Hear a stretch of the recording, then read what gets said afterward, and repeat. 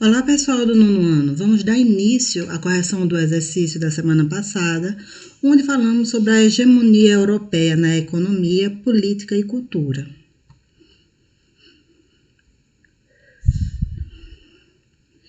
Na primeira questão, nós temos: em geografia, quando falamos de hegemonia europeia, estamos falando basicamente que a Europa é o centro do mundo, onde os países europeus eles conseguiram influenciar o mundo em questões de política, economia, cultura, entre outros. E a resposta da primeira questão vai estar na letra B. O segundo, sobre a hegemonia europeia, assinale a alternativa correta. A única alternativa correta vai estar na letra D, que são todas as alternativas. Veja, a hegemonia europeia ela aconteceu entre os séculos XVI e o século XIX, porque foi no século XIX que aconteceram as guerras mundiais e logo a gente vai ver no próximo assunto que as guerras deram uma virada de poder no mundo. A letra B. Fatos históricos como a Grande Navegação, o colonialismo, a Revolução Industrial, o imperialismo, foram esses fatos que possibilitaram a hegemonia europeia. Isso também é correto.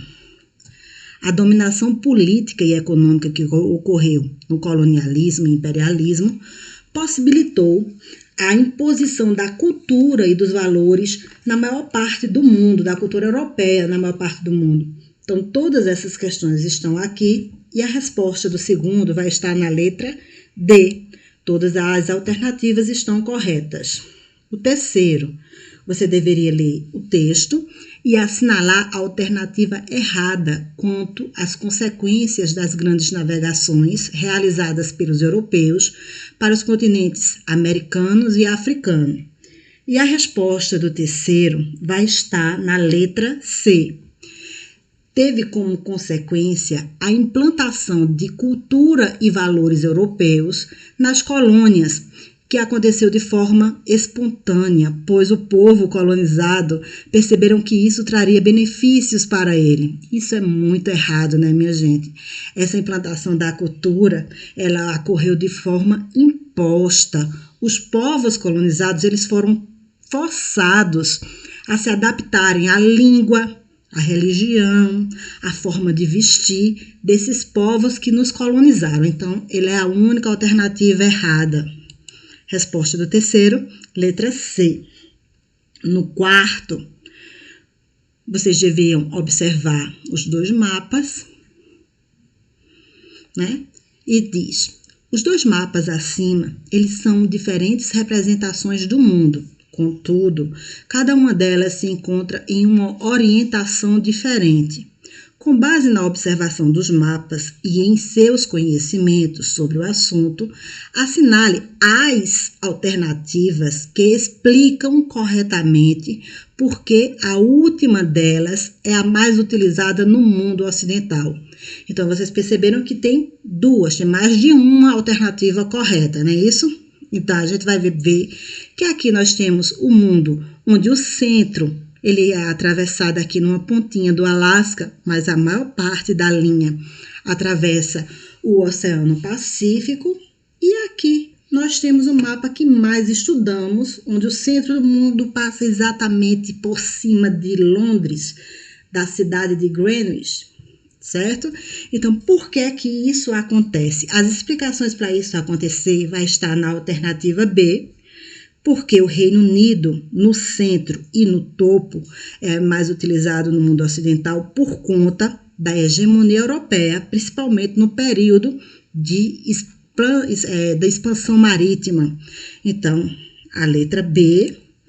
E a outra que vai estar explicando essa situação vai estar na letra D. O eurocentrismo na cartografia, que fez difundir a atual orientação dos mapas mundos, frequentemente é vinculado, colocando a Europa no centro da representação. Essas são as duas explicações para usarmos mais esse mapa e não esse outro ou vários outros que podemos ter da visão do mundo. Passamos para a quinta questão. Assinale a alternativa correta quanto à origem dos idiomas oficiais utilizados na América Latina. E a resposta para ele vai estar logo na letra A.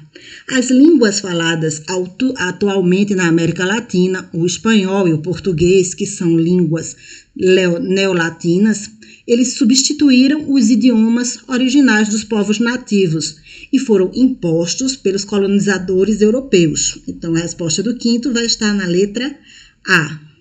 O sexto. Os fatos históricos listados abaixo contribuíram para a formação da hegemonia europeia e o eurocentrismo. Assinale a única exceção. Então, aqueles que não contribuíram, certo? As grandes navegações, eles contribuíram para a hegemonia, a colonização da América também, o neocolonialismo implantado na África e no sul da Ásia também. A única coisa que não veio aumentar a hegemonia europeia, colaborar com ela, foram as duas guerras mundiais. Aliás, foi nas duas guerras que houve uma virada de poder. E a gente vai verificar isso quando estudar as duas guerras mundiais, tá? O sexto, a resposta na letra C. Sétimo, você deve observar essa charge e responder o que se pede. Para a criação da hegemonia europeia, podemos citar vários eventos históricos. Qual dos eventos citados abaixo podemos adotar como título desta charge? A gente vai ver que diversos países da Europa, como Portugal, Bélgica, Alemanha, Espanha, França, Inglaterra, Holanda e Itália, estão apontando uma faca para fatiar a África. Essa fatiação da África, essa repartição da África, essa distribuição entre os países europeus para domínio político e econômico foi chamado de imperialismo. E a resposta para isso vai estar na letra B. Resposta B para o sétimo.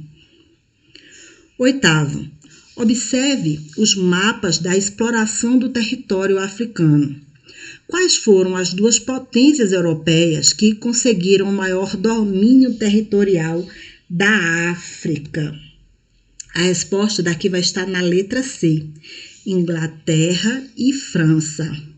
Fácil a gente ver, ó, toda essa parte verde aqui é todo francês. A Inglaterra, ela vai estar em diversas partes também, que são essas britânicas, todas essas partes roxinhas fazem parte do domínio da Inglaterra, que são as britânicas, tá?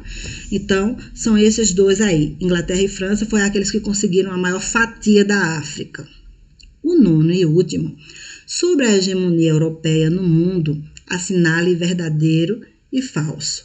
E aqui na charge a gente pode observar que aqui esse símbolo aqui é da União Europeia, tá? Então, os países europeus, o que é que eles estão olhando ou visando, que é como sanguessugas, como vampiros aqui aos dentes dele?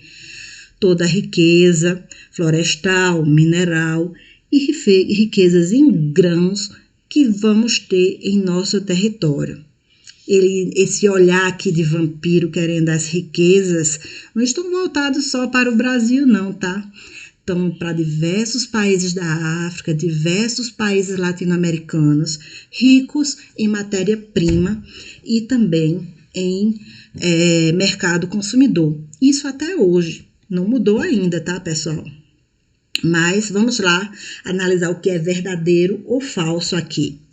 Quando falamos de hegemonia europeia, estamos falando das influências que os países da Europa exerceram e exercem também sobre os demais países. Isso é verdadeiro. Letra B.